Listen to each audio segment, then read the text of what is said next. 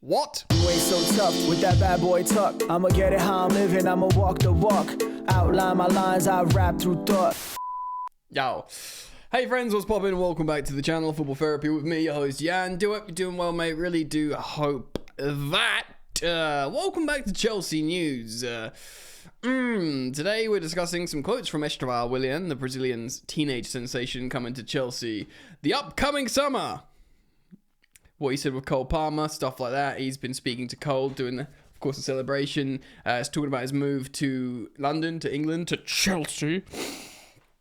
And the bits on that was, we'll just look at Fabrizio Romano's X page for reference of that as well. And also, there is, football transfers has set off a little bit of a media, I wouldn't say frenzy, but certain articles are now talking about Reece James potentially leaving Chelsea for warmer climates to look after his hamstrings, basically. Is this true? He's Chelsea's captain. He loves Chelsea, but he does have broken hamstrings.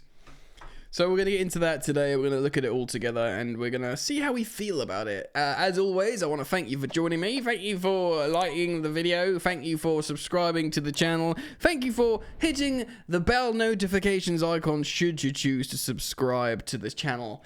And without further ado, let's get into it. Alright, mate. We will start on Estevao. Bing! This is Fabrizio Romano's X feed. I'm going to go through some quotes here. When I signed for Chelsea, the next day I scored a goal and I celebrated like Palmer. I tagged him on Instagram. He called me a star. I said he's a star too.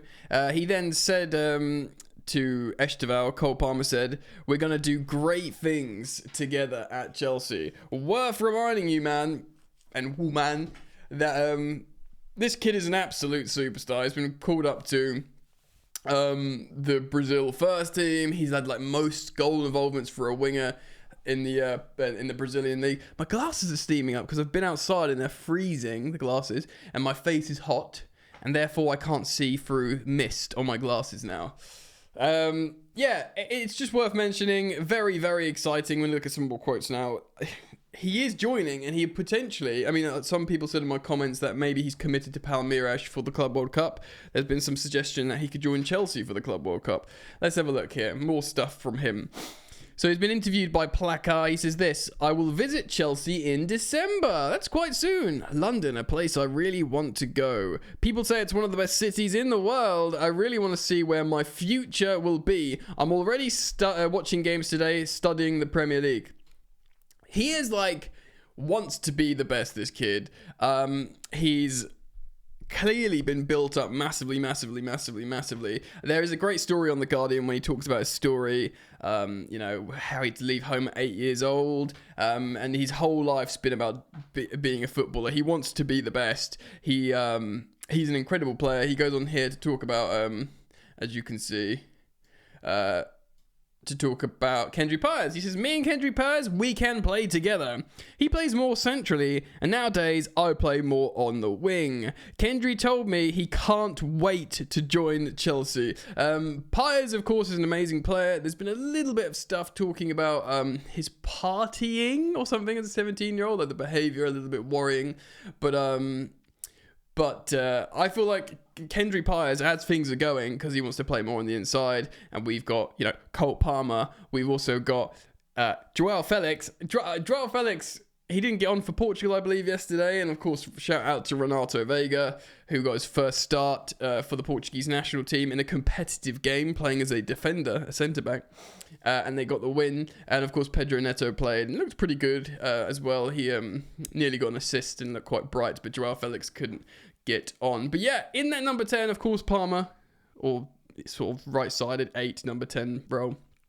And then Joao Felix, it's hard, it's super hard. If Estevao Willian is amazing, this guy, then maybe he will get the right wing spot over the likes of Neto and indeed Noni, who are both excellent players, guys. We got great right wingers, we do.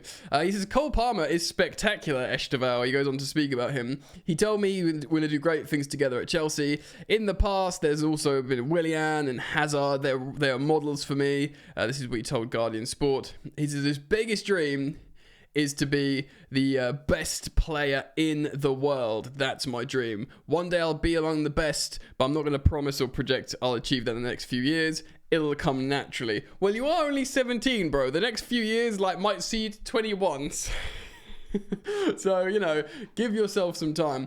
It is very, very exciting. Chelsea are reflecting on this transfer as a huge success already. In fact, the Chelsea, of course, agreed a certain deal to buy him from Palmeiras. The fee's already gone up significantly because when Chelsea made the agreement to sign him, how good he does with Palmeiras increases the fee for Chelsea, and they'll be happy to pay it because it just means he's an absolute baller. And the fact how he's already looking at the Premier League, hopefully he's already studying English, but it would be nice to have a sort of Lamine Yamal fetus superstar. I mean, we are the youngest team in the Premier League anyway, so Chelsea is all children. I've got no issue with having senior players.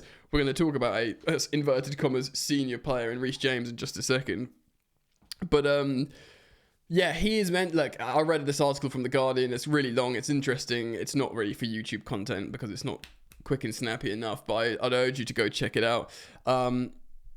He is seen as the best talent to come out of Brazil since Neymar Jr. So, more than Endrick, more than pick a Brazilian player. Do you know what I mean? So more than Vinny Jr., more than Rodrigo. So it's very, very exciting, and we should be excited about it. And it's nice to hear him talking to Cole Palmer and, doing a celebration. And then they're close enough in age, 5 years, half a decade. But Cole Palmer feels like he could be one of these, because Cole Palmer's not really quick and doesn't rely on sprinting. Cole Palmer feels like the kind of player that could, I don't know, just not necessarily go Modric lengths, but play for a long time. So maybe him and Estevao could play for a long, long time together. All right, then. So we're going to read this article together. I'm just going to show you the website first from getting off. It's Team Talk. So here we go. This is it. It's on a few other websites. It's originally come from Football Transfers, but I'm just going to read it to you. Samuel Bannister, 12 hours ago, in the dead of the night, writes this story.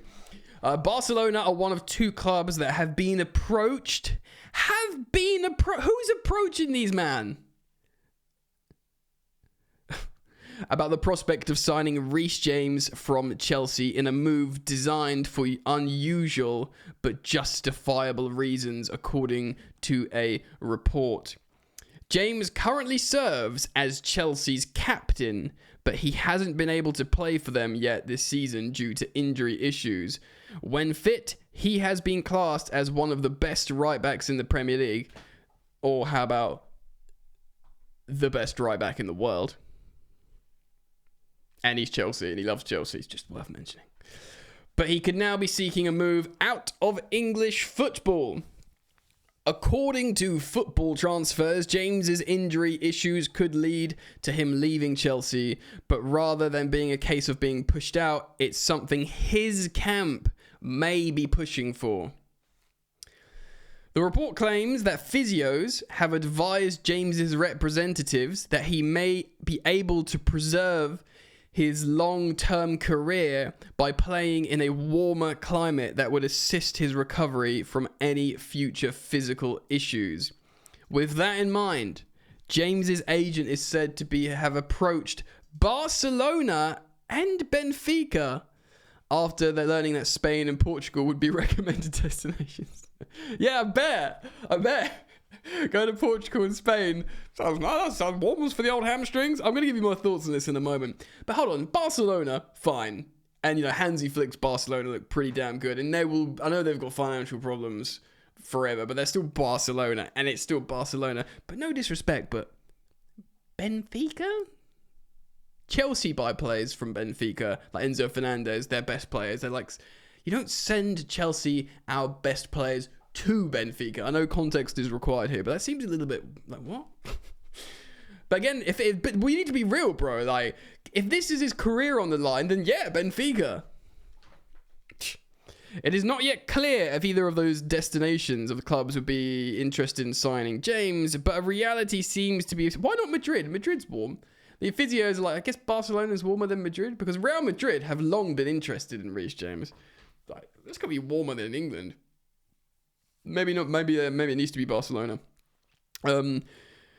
Yes, it's not yet clear if those clubs are interested in signing James. I'd have to say they would be. But it's the injury. It's the freaking recurring injuries. But the reality seems to be sinking in that he may not be able to spend the rest of his career with his boyhood club, Chelsea. That is despite his contract at Stamford Bridge being due to run until the summer of 2028, by which time he'll be 28 years old. This is not the first time recently that James's future as a Chelsea player has been called into question. Malo Gusto has tended to deputise in his absence, but a recent report claims Chelsea started shortlisting right-backs they could bring in, which could be an indicator of his future elsewhere. Yeah, we were looking at... what's his name? Hakimi for ages, even when we had Reece James, which is a starting level right back. Gusto, of course, he's a starting level right back now, Gusto. We didn't buy him to start for Chelsea, certainly at the time. A move to Barcelona would certainly be eye-catching. Last season, they had Joao Cancelo on loan from City, but he's since gone to Al Hilal on a permanent basis out in Saudi. Barca's main right back has been Jules Koundé, who Chelsea tried to sign a couple of years ago, but has previously indicated a preference of playing centre-back. Well, he is a centre-back. He's a centre-back being played at right-back. You know, he's being Levi Colwill under Pochettino, essentially. Therefore, it's conceivable that there could be an attentive to the right-back market, although only time will tell if James is someone they would move for. As for Benfica, they have Issa Kabore on loan from City this season, although if he doesn't move, they could bring in a permanent right-back. It just seems like it would be a ridiculous coup, wouldn't it, if Benfica could get Reece James. While one English right-back could leave Chelsea in the shape of James, Team Talk have learned that the English left-back Ben Chilwell can also leave. Champions League winning wing-backs. Wow. The former Leicester City star is understood to be on Manchester United's radar for the new year. Well, Luke Shaw's never going to be fit again, and they need a conventional left-back. Ben Chilwell seems obvious to me. Like I said it before, I'll say it again. Like, it seems like an obvious... And he's best friends with Mason Mount, Ben Chilwell. In addition to fullback positions, Chelsea have been back to regenerate their winger options in 2025. It's a bit more in there. Let's read a bit more. Let's keep going. For example, Mudryk is in a battle for his future. Of course, we spoke about him yesterday. We've been looking at the Borussia Dortmund winger, the young lad. But yeah, it goes on to talk. Look at this, bro. Can you see this in the middle here? Reece James's injury record: games played, games missed. 12. So the Champions League winning year, he only missed 9, which is fine. And then 20, 25, 38, and 11 and counting. 0 played. This is untenable, guys. In recent years, there's been a worrying trend developing of James being available for less often than he is able to play. The numbers of games he's missing for injury has increased over the past seasons. In the last 2, he missed more games for injury than the amount of appearances he was able to make. On current progress, he's on course for that to happen this season as well. James's injuries have not been limited to one part of his body. His ankles, knees, and hamstrings have all been affected by problems. James is currently Chelsea's highest paid player. Wow. Yeah, it makes sense with Sterling and Lukaku currently not on the books, which is obviously not an ideal return for the Blues of his lack of availability. The 24-year-old, he will be keen to recover to an extent he can enjoy some strong years ahead. Wow, bro. This is huge. And if it's real, firstly, to me, I honestly, I'd hear that and I saw a headline and I thought maybe I'll talk about it, but I thought it's got to be nonsense. But the case it's made and what we know about Reece James, he just doesn't play, bro. No one feels like it. Just he's such an... Okay, let's just remove Chelsea. He's such an amazing footballer. He wants to play. That's all he wants to do. He's not like a pie head. He wants to play football. His body's letting him down over and over and over. He's got the best specialists in the world that he's consulting. And they've probably said, right, these climates can maximize your opportunity for recovery and less chance of injury. he's gonna like, you've got to put your career first. Sure, he's a Chelsea boy. He loves Chelsea. He's won the Champions League. He's captain Chelsea. That will always be with him. But he will look at that and think maybe. And to be honest, if Reece James, despite was it the new owners that locked him down to a new contract? I think they did. Like one of the first things they did, like Bowley and Igbali, they were like, right, Reece James, got to get this guy to a new contract. Possibly Chilwell as well. I don't know. I can't remember exactly. But they looked at those Champions League winning fullbacks, you know, and they thought we need to get these guys staying. And then obviously they prioritised the likes of Colwell and stuff like that, which seemed like a good idea. But Reece James, he's not on silly money. He's on like, I think he's on like 250k or 200, something around 250k, maybe slightly less a week, which is significantly less than Lukaku was on, significantly less than Raheem Sterling was on. And if he's the best right back in the world, I've got no issue with Chelsea paying him that, especially because he represents Chelsea. He is Chelsea. He's Chelsea's captain. Even if I don't necessarily agree with some of his qualities to represent a captain, he's still Chelsea, and that means a lot. But bro, like the thing is, if this is true, like pinch of salt, of course. But if his representatives and him approach Chelsea like, guys, we want Reece to play, you know, this is what we've been advised. Chelsea's sporting directors, they're going to go, yeah, right, no worries. And owners, even if they'd like to keep him, and in theory Reece James is like amazing or whatever, they'll be like, firstly, 250 weekly wages that you're getting nothing out of because he never plays football, but extensive, the highest paid wages on Chelsea's books, alleviating yourself of them, relieving yourselves of that, huge. And I'm sorry, guys, pure profit. They're going to think, aren't they? Because Reece James, even if he goes for only a little amount because he's not played football in ages, even if it's just like, you know, after the Champions League, you know, and he's playing for England and stuff, he's worth like over 100 million as a fullback. He's like the highest valued fullback on the market in world football. Now, even if it's 20 million pounds, Chelsea will go, thank you very much, because you don't play, bro.